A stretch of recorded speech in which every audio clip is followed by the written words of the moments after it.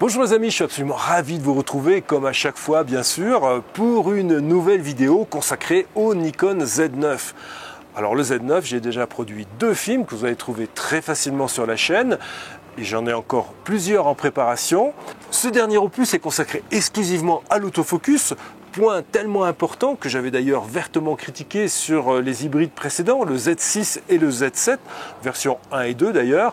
Malgré de nombreuses mises à jour de la part de Nikon, cet autofocus ne me rendait pas les services que j'attendais d'un boîtier moderne comparable à ceux d'autres marques présentes sur le marché. Alors, est-ce que le Z9 remplit son rôle? Eh bien, on va voir ça très rapidement dans ce test. En attendant, je voulais vous remercier pour tous les nombreux messages, tous les abonnements que vous avez souscrits sur ma chaîne après ces publications consacrées au Z9. Ça m'aide beaucoup, ça m'encourage. Merci de continuer, c'est très important pour moi pour avoir de bons contacts avec mes fournisseurs. Vous savez, je ne suis pas rémunéré sur ces vidéos, donc c'est vraiment pris sur mon temps. Et c'est seulement un partage que je veux mettre en place entre vous et moi, sans trop d'intermédiaires. Simplement, vos abonnements me permettent d'avoir une communication plus facile avec les fournisseurs, les marques qui peuvent me prêter du matériel lorsqu'il y a des nouveautés qui apparaissent. Allez, sans plus attendre, on va vérifier ensemble si ce Z9 fonctionne aussi bien qu'on peut le dire. C'est parti pour le test.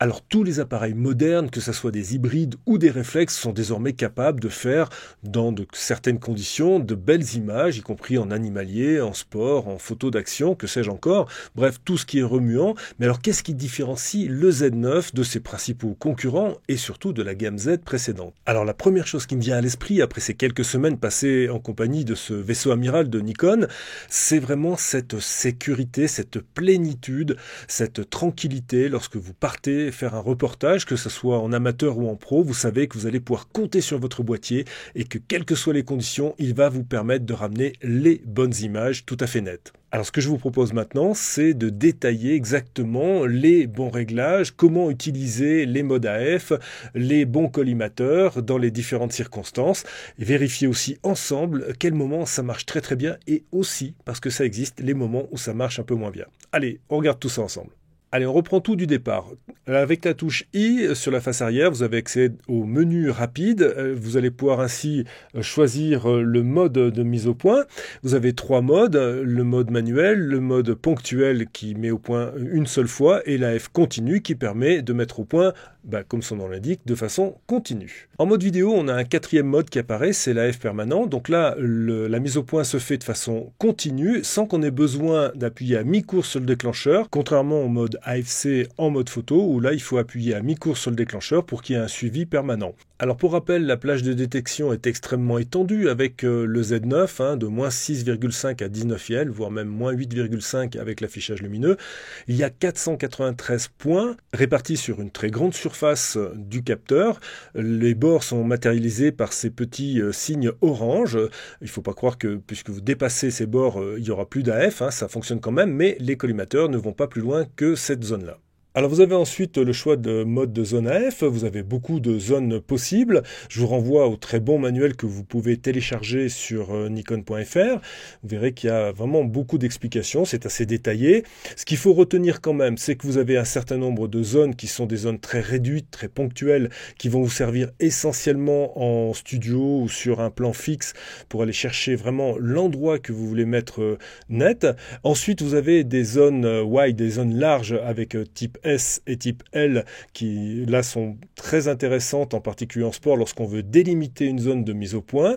Vous avez le suivi 3D. On y reviendra au suivi 3D parce que j'ai pas été extrêmement séduit par ce suivi 3D. Et ensuite, vous avez la zone automatique qui est remarquable.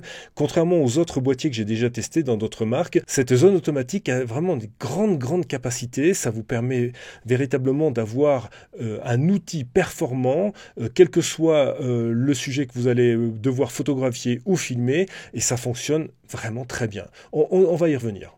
Alors commençons par le mode photo si vous voulez bien. Là j'ai compliqué un peu les choses, c'est parce que quand c'est trop simple, ça fonctionne tellement bien que c'est pas la peine d'en parler. Donc j'ai pris le 200-500, donc à 500 mm, à la pleine ouverture, à 5.6, avec donc la bague FTZ. J'ai les deux bagues, hein. J'ai la FTZ, la première du nom, et la deuxième. Très sincèrement, j'ai pas constaté beaucoup de différence. Je ferai peut-être un petit film pour les comparer, mais ça fonctionne avec le Z9 de façon remarquable.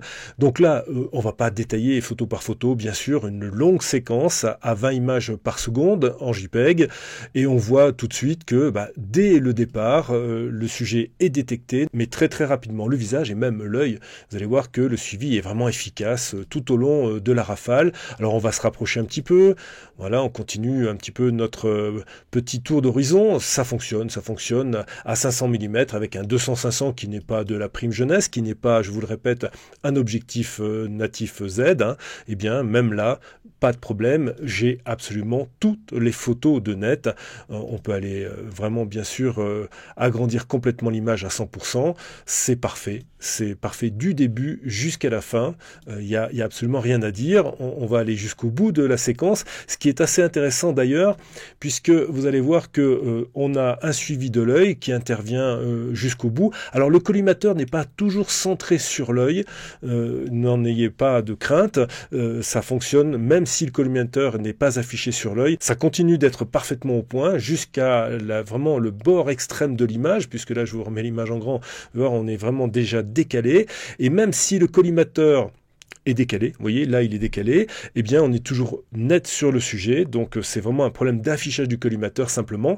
Et d'ailleurs, une chose assez intéressante, c'est que de lui-même, vous voyez, le collimateur s'agrandit lorsqu'il commence à avoir une cible qui soit se diminue en taille, soit devient un petit peu distante, eh bien le collimateur va s'adapter. Comme je vous le disais précédemment, c'est là où c'est vraiment remarquable, et c'est la différence entre le Z9 et un R5 ou un Alpha One, c'est qu'il y a encore plus de possibilités d'adaptation, il y a vraiment plus d'intelligence artificielle dans ce boîtier, et cette zone automatique est vraiment super. Alors vous imaginez bien si ça fonctionne aussi bien avec un 200-500 avec la monture F plus la bague FTZ, lorsqu'on utilise un objectif natif Z, comme c'est le cas ici, hein, c'est un Z 70-200 de 8 VRS, on a bien sûr des résultats encore meilleurs. Enfin encore meilleurs, c'est difficile parce que c'est très bon dans tous les cas, donc là il n'y a aucun problème de suivi. Je vous montre cette séquence parce que d'abord c'est pris d'assez loin, et vous voyez que dès le départ on a cette reconnaissance du visage, voire même de l'œil à certains moments, et j'ai voulu changer de sujet en cours de séquence. Donc là je continue, et puis je me dis, ah ben non, le gars en vert derrière il arrive plus vite, donc j'ai envie de recentrer sur le gars en trottinette en vert, et vous voyez, automatiquement quand je me suis un peu décalé, donc là j'ai laissé le sujet bleu au premier plan à l'extrême gauche de l'image, et je me suis centré plus sur le jeune homme en vert. Automatiquement, tout de suite, immédiatement, la zone automatique a suivi et m'a permis d'avoir cette reconnaissance complète du sujet, y compris en changeant de sujet en cours de route. Alors si je vais au bout de la séquence, on est net vraiment jusqu'au bout. On va aller par exemple sur cette image. On a quelque chose qui est absolument parfait. Les images sont brutes de pomme, hein. Là, j'ai absolument fait aucun traitement. C'est du JPEG fin, tout simplement. Voilà. Et on a vraiment cette qualité de suivi jusqu'au bout, absolument jusqu'au bout. Lorsqu'il n'y a plus d'œil possible, parce que là, vous voyez, on est vraiment sur un profil, eh bien, le collimateur recentre sur le visage. Alors, on pourrait se dire aussi, oui, 70-200, c'est un objectif extrêmement performant, prévu pour le sport, donc c'est normal que ça fonctionne aussi bien. Ok, donc là j'ai pris le 24-200, un transstandard Z, mais un transstandard qui est à 1000 €, qui est, on va dire, dans un prix tout à fait raisonnable, que j'utilise beaucoup en montagne, comme je vous l'ai dit précédemment. Et dès le départ, on voit que c'est peut-être pas tout à fait net sur le visage, hein. Moi je pense que c'est un petit peu plus net sur le suite. Donc c'était la première image. Là j'ai passé combien? 1, 2, 3, 4 images, on est toujours à 20 images secondes, hein.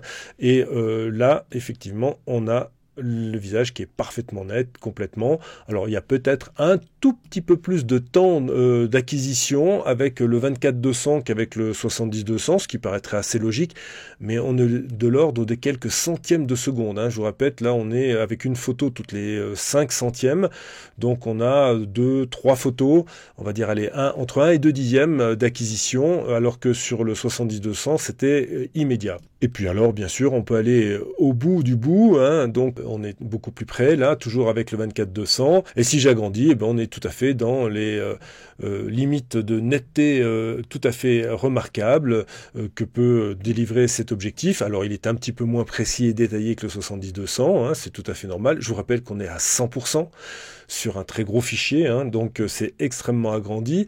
Et là, ça reste tout à fait bon au niveau du suivi de l'autofocus, et on va jusqu'au bout de la rafale, y compris quand le sujet tourne le dos. Comme tout à l'heure, on s'aperçoit que le collimateur vient sur le visage naturellement de lui-même. Voilà, c'est vraiment complètement net, et on a une photo qui est parfaitement exploitable, y compris lorsque le sujet tourne la tête et ne présente plus les yeux face à la caméra. Alors, situation qui peut arriver très souvent en sport, il peut y avoir des sujets qui s'échappent un petit peu du centre de l'image. Alors là, je suis revenu avec le 70-200, on est toujours à 200 mm et à 2.8, et au départ de la séquence, donc on a quelque chose qui est tout à fait normal, centré, et puis il y a un suivi qui est parfait, on l'a vu tout à l'heure, c'est déjà très bien.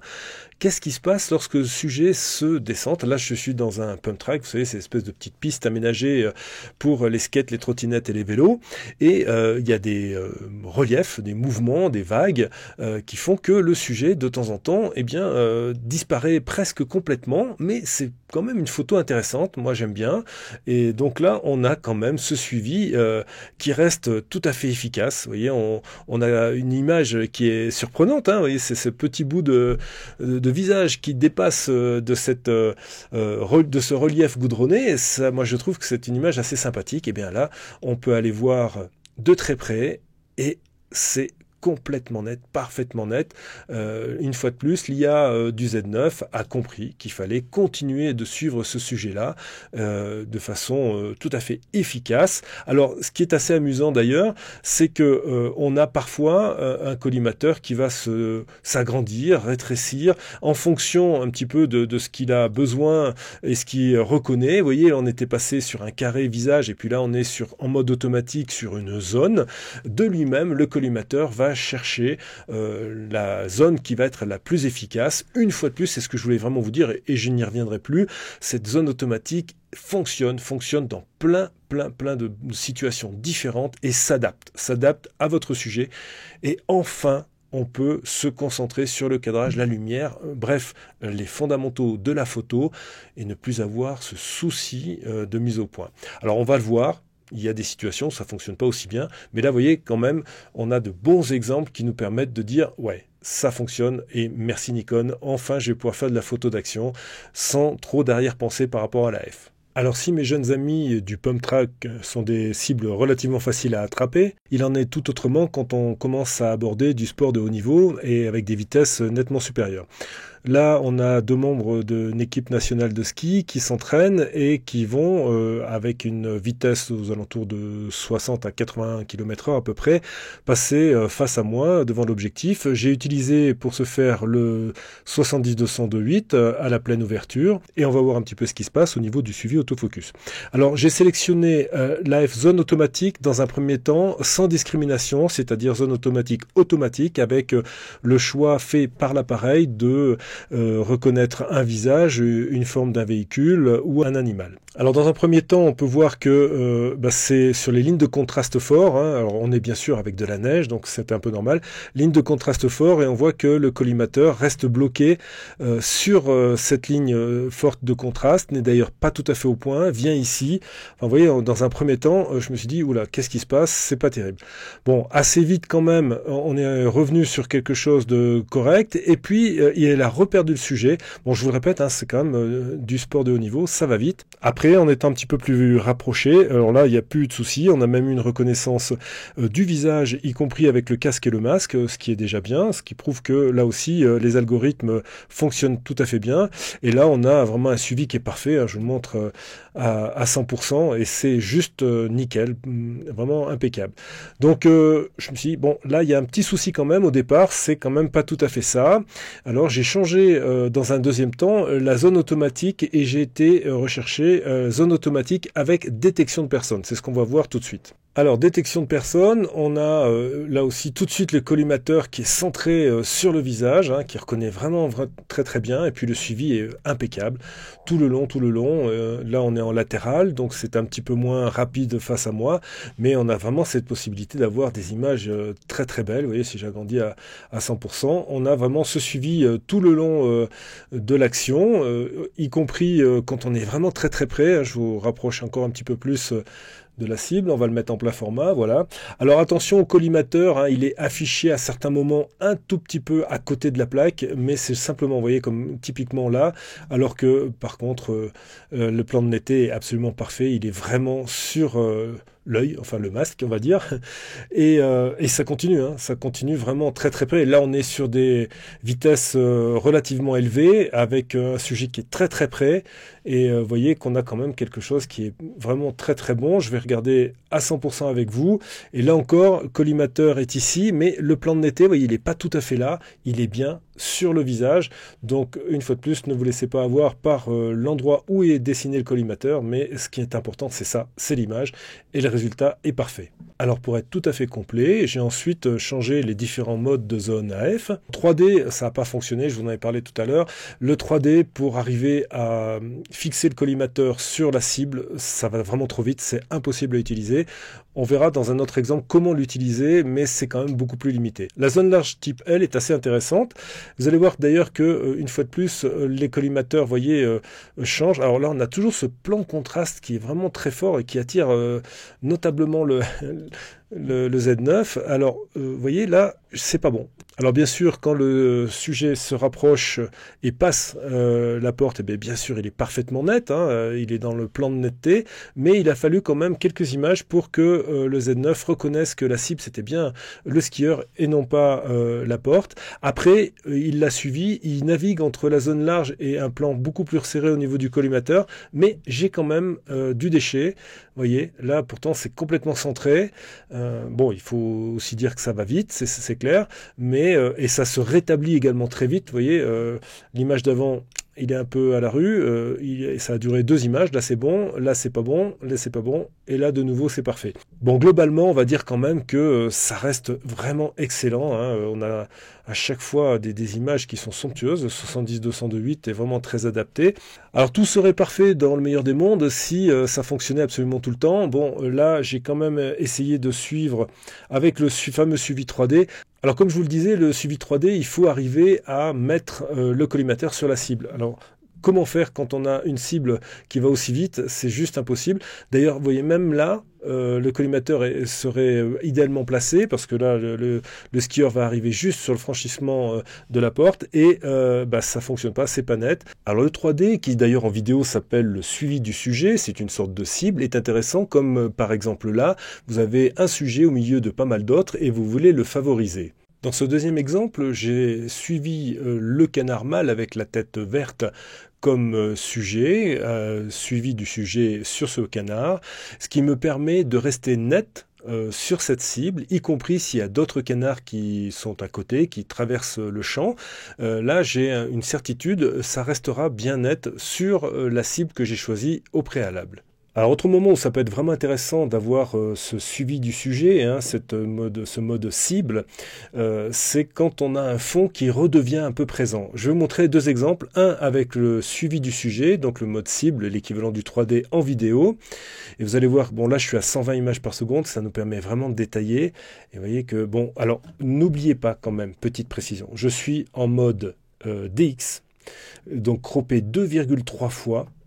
avec un 200-500 réglé à 460 mm, c'est-à-dire l'équivalent d'une focale de 1050 mm à main levée. Donc c'est pas des conditions très faciles, mais vous voyez quand même on arrive à faire des suivis, mais alors d'une beauté absolue. Et là, vous voyez, là j'ai un fond qui pourrait devenir présent. Et dans certains cas, en zone automatique, ce fond redevient présent et on perd le focus sur le sujet. Là, avec le mode cible, c'est pas le cas. Vous voyez, ça reste bon jusqu'au bout, y compris quand on est vraiment sur les extrémités bord. Là, c'est parfait. Je vous montre exactement la même chose avec la zone automatique. Alors dans ce nouvel exemple, je suis bien en AF zone automatique avec détection bien sûr des animaux. Là je suis à 500 mm, croppé 2,3 fois, donc l'équivalent de 1150 mm de focale. Pas forcément très évident de soulever ce lourd objectif et de suivre des petits oiseaux comme ça assez loin, hein, mine de rien. Et là je suis toujours à 120 images par seconde, ce qui nous procure des images vraiment sublimes. Hein. Je dois avouer que là je suis sous le charme complet de ce que peut faire le Z9 à ce niveau-là. Et par contre, ce que je voulais vous montrer, c'est que à un moment, alors déjà, l'oiseau se met dans une position, vous voyez, un petit peu de profil comme ça, et je pense que là, l'IA a un petit peu de mal à reconnaître la forme du sujet, et du coup, il perd, vous allez voir très rapidement, voilà. Il perd le sujet et plutôt que de rester centré sur ce sujet, eh bien, il vient se centrer sur le fond. Voilà, le fond redevient net, ce que je ne voulais pas, bien sûr.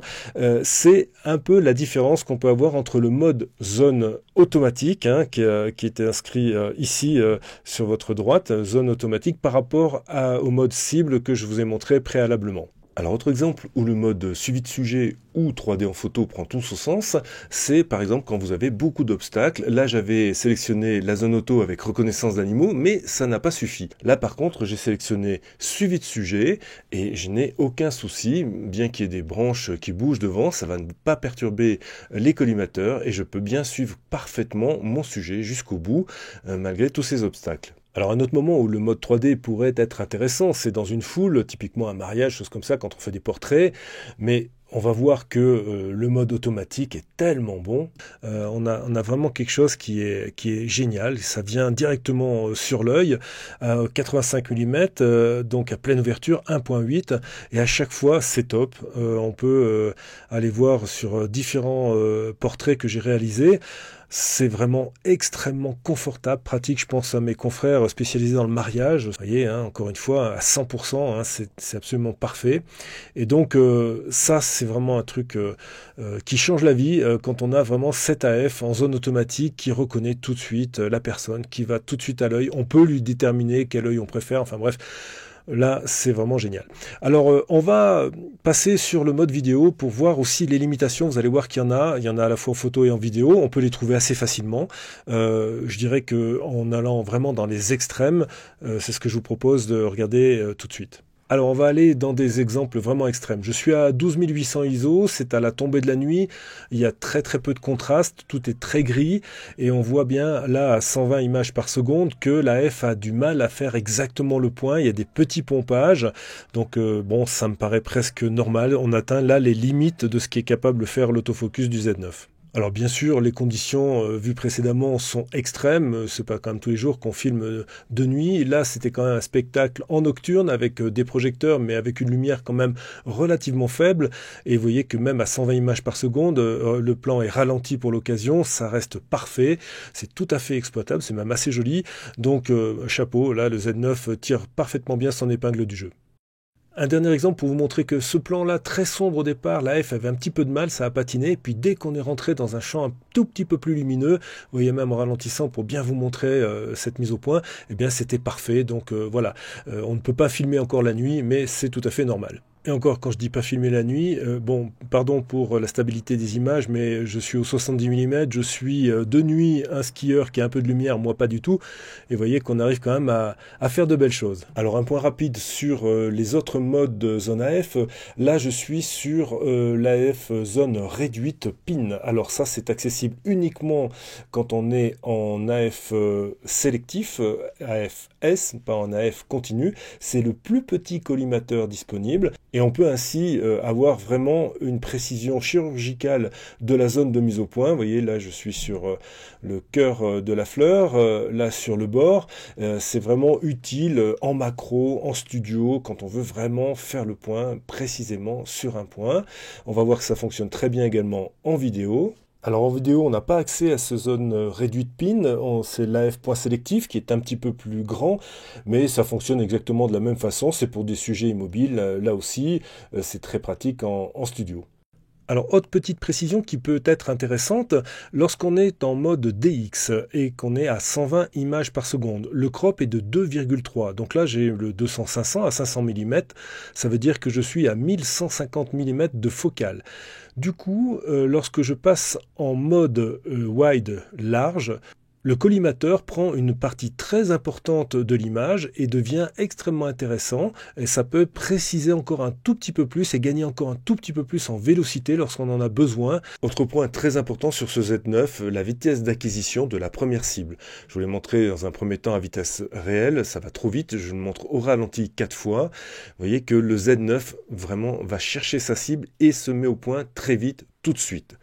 La même chose sur le Z6, vous allez voir que c'est beaucoup plus lent, là on est à vitesse réelle, je vous montre ralenti 4 fois, et vous allez voir que le temps d'acquisition de la première cible est beaucoup plus lent avec le Z6. C'est à mettre d'ailleurs en corollaire avec la sortie de veille qui est également beaucoup plus rapide. Alors en conclusion, que dire de ce test de l'autofocus du Nikon Z9?